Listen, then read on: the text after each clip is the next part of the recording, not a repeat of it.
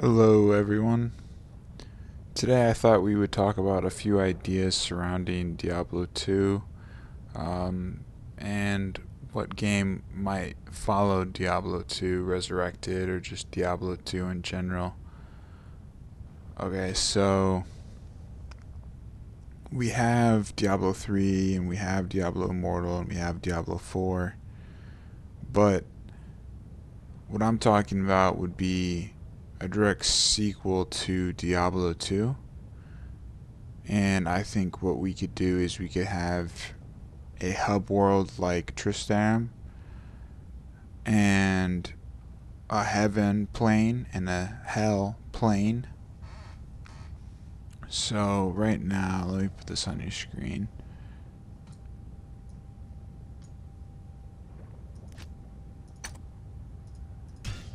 Right now we have normal, nightmare, and hell.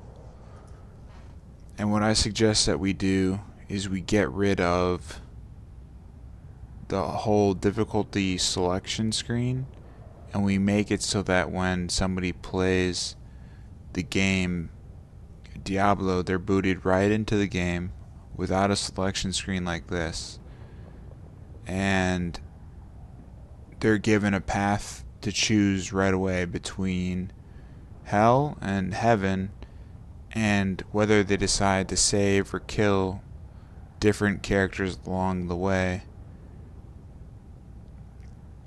and different monsters along the way. This will determine what actually happens for the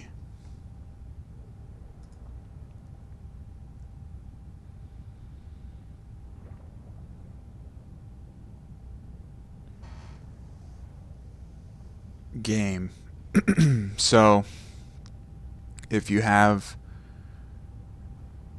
Diablo 2 and you have heaven, hell, and Tristram, and then you have these characters or monsters that you're saving or killing, and you decide where they end up, whether it's in heaven, hell, or Tristram, what you create is your own difficulty of where these monsters are and where these different vendors or different character NPCs are. And then from that point, you can have an Amazon or a paladin or a necromancer or a sorceress. You can have that as a character that when they progress through the world, they got their skills from what they used in the game world. So when you start using a skill more, that's when you gain more experience in that skill, and that levels up the skill, right? Instead of it being skill points. And from the very get-go, you choose your character, as in when you decide to go down heaven, hell, or Tristram, that pathway, whichever one you decide to go down, that starts to determine your character as you would have selected it. So just by using the certain abilities, you would have access to every ability, but they start to shrink in which ones you get to choose how you can use by you using certain abilities. And that makes sense to me, and it's a minor change. But the biggest change is the difficulty. When you get rid of the difficulty selection screen, when it's no longer normal, nightmare, or hell, when you go and you build a world out of these different characters and monsters and where they can be. For example, if you had Baal instead of in Worldstone Keep, you had him in the Halls of Vought, and you put Nylothak in the Worldstone Keep. When somebody came into your world or your dungeon, what would happen is they, in order for them to kill Baal, they would have to go to the Halls of Vought, or in order to kill Nylothak, they would have to go to the Worldstone Keep. And then upon doing this, upon killing them in these different places, you could unlock having those characters or monsters in your world in that area to some extent like that. And so this creates a difficulty of something that the player possesses. They make their own world. They determine where the monsters and characters are, and then this defines the difficulty. They can choose, for example, let's say they beat Baal with lightning. Then maybe when they go to make Baal in their world, they could only have Baal be a monster killable by lightning or something to that extent, right? You could make it so that if Baal is immune to lightning, when you kill him immune to lightning, then maybe you could only spawn Baal immune to lightning in your world, but then if you killed him immune to cold and lightning, you could spawn both immune to cold and lightning Baal in your world, depending on where you killed him. And so that would define the difficulty there. That's what I was trying to get at. But with the lightning damage, if you use the lightning damage to kill Baal, what you could make is a character that has a reputation of using lightning damage, and this can define how you're seen by other players in their world. So this opens it up to a different spectrum now. A second idea. So the first idea is the difficulty slider. We're changing that to be just where monsters and characters are determined throughout the world is the difficulty, and how you kill them determines which ones you can put where. And the second idea is this whole marketplace. So we take the idea of the auction house, and we take the idea of having vendors in Diablo 2. So if I go into my necromancer here, and I go to this shop right here and I trade, they have all these different items in here. What if instead of items that you found from vendors, these items weren't auto-generated? Because right now those items are in the shop. But if I go and leave the store front and go to the war front, all of a sudden what was at the store changes. I can't do that here. Now we have different weapons here. And so instead of it being auto-generated like this, if it was an open marketplace that, for example, you could see the different items listed from every player that was in their world, and they found an item that they killed from a monster and they put it up into a vendor, and this marketplace then has these items. And so the idea is that items in a marketplace like this come from players themselves, and in order for those items to get there, there could be caravans, or there could be different trade routes that these specific items would have to go through, from hell to Tristram to heaven. And there could be guards, or the player could have to guard their goods going back to town.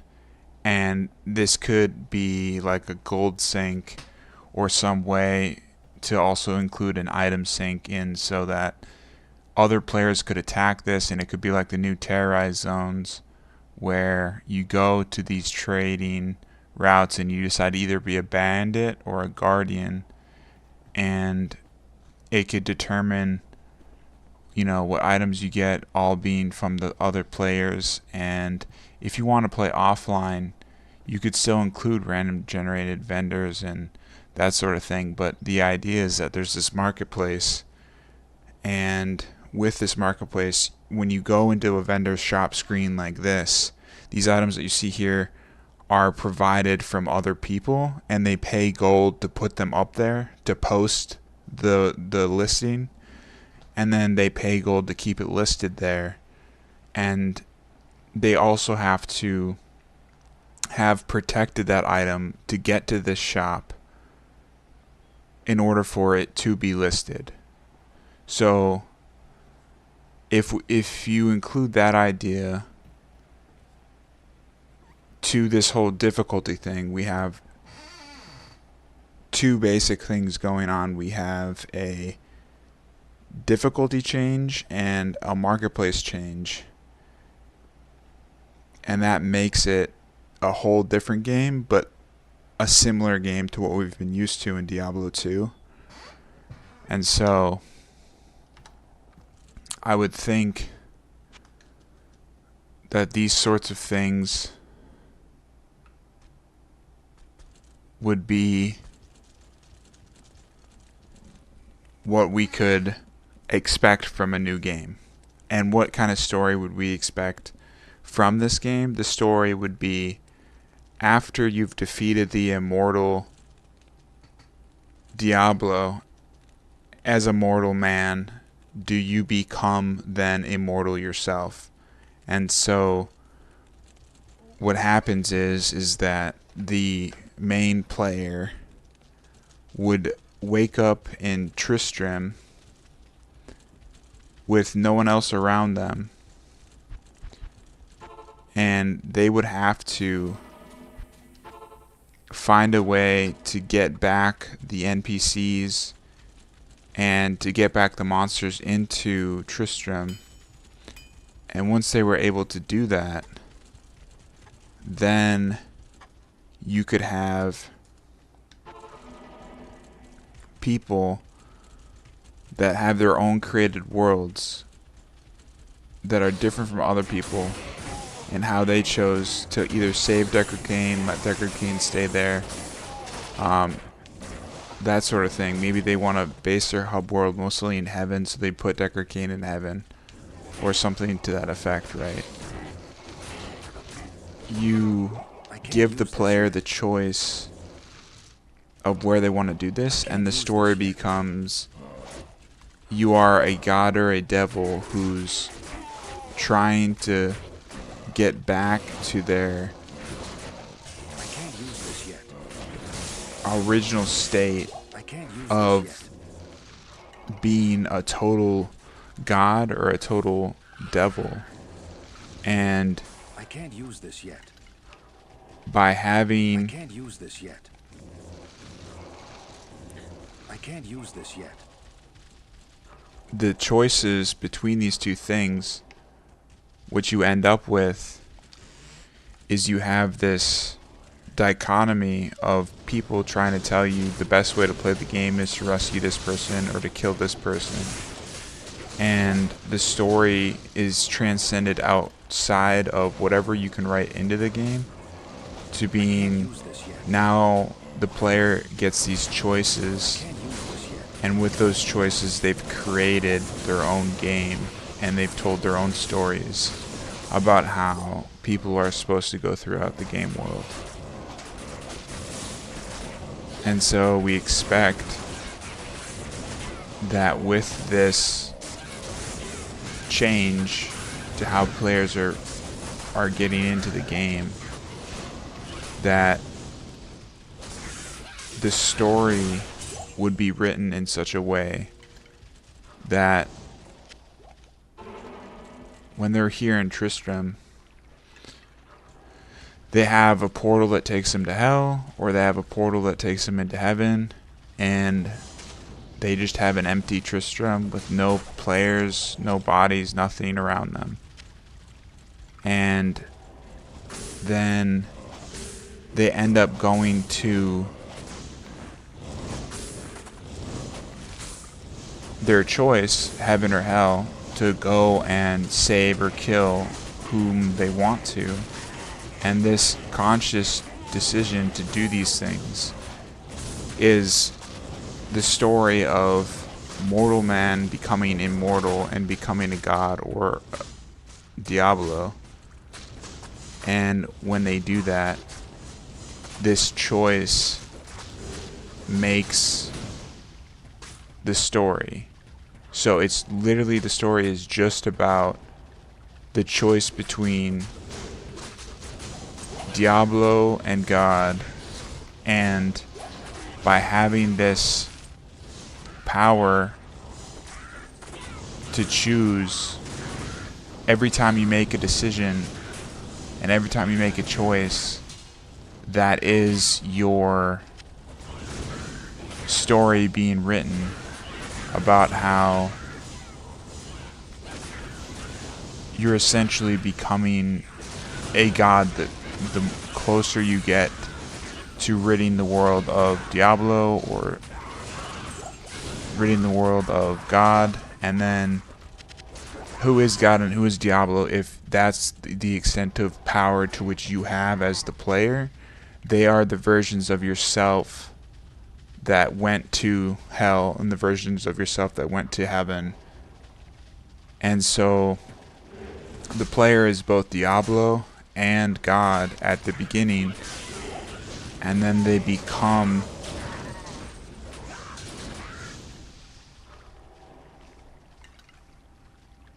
more godlike or more Diablo-like towards the end, and this is their version of what the game is. And this story of power can be told as like they're collecting this decision set that they've made and turned it into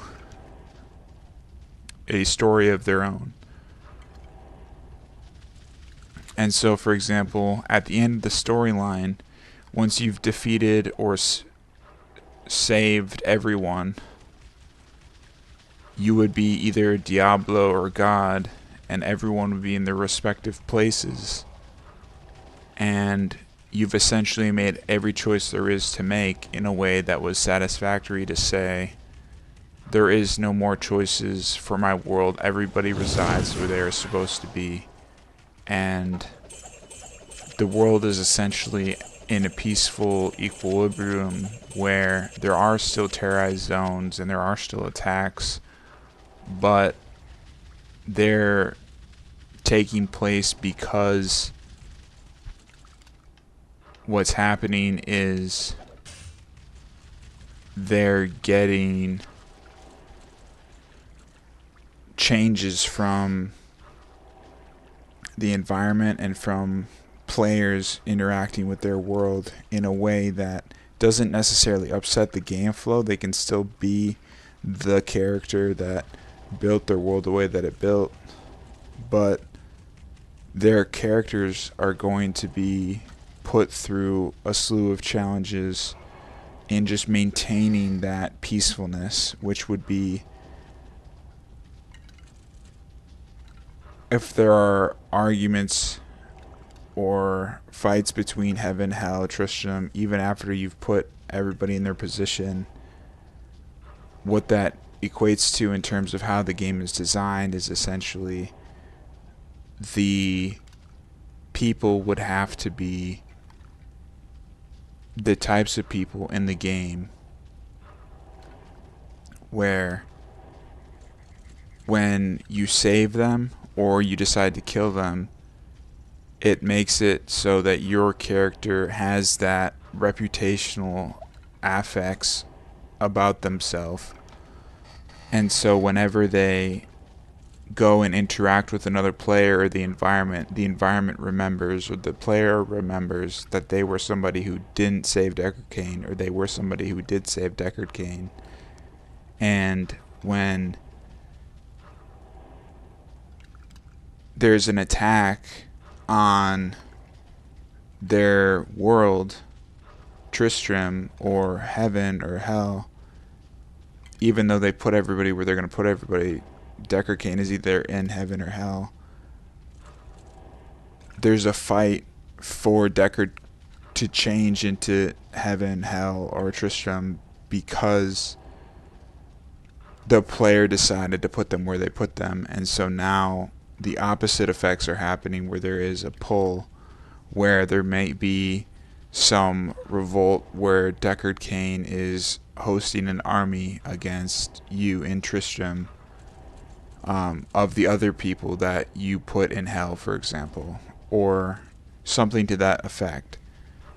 And so you can have this multiplicity of stories written with some baseline outcome of like what happens when somebody isn't a part of your team.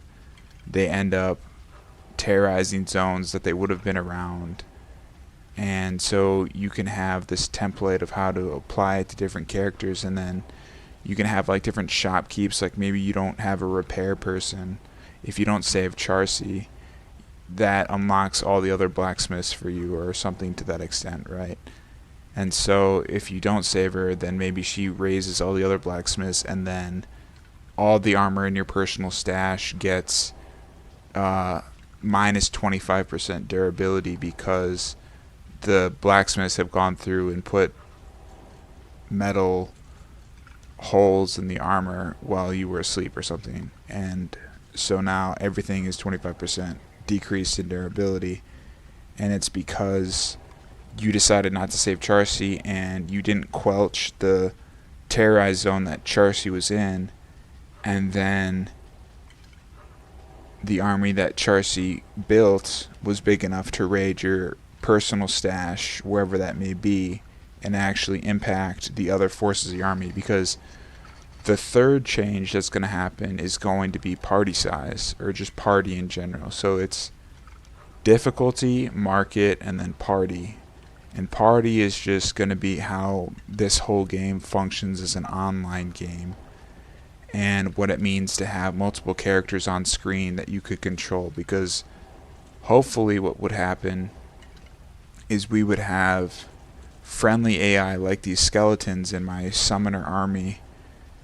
They have different AI than your mercenary, for example, and we would hope that we would have the best version of AI for, let's say, a mercenary that's not our mercenary, but is an actual character that we've made. So instead of my summon necromancer on screen here, or instead of my mercenary on screen here, if I had my lightning sorceress become my mercenary, and I can switch to that lightning sorceress at any time of battle by clicking her portrait in the top of the screen. Like if I just clicked up here and could switch to that character, and then on the screen in battle I would just switch to that character and be able to cast spells, and then my summon necromancer would be presumably still casting curses, and my lightning sorceress, if I switch back to my summon necromancer, would still be casting lightning bolts and those sorts of things, right? So you would hope that there would be some integration for that. And so you could have these bigger battles where you have, let's say, 8 people in your party, 7 of them characters that you made, and 1 of them the character that you made that you're playing currently. And you can switch between those characters as you're battling. And then also that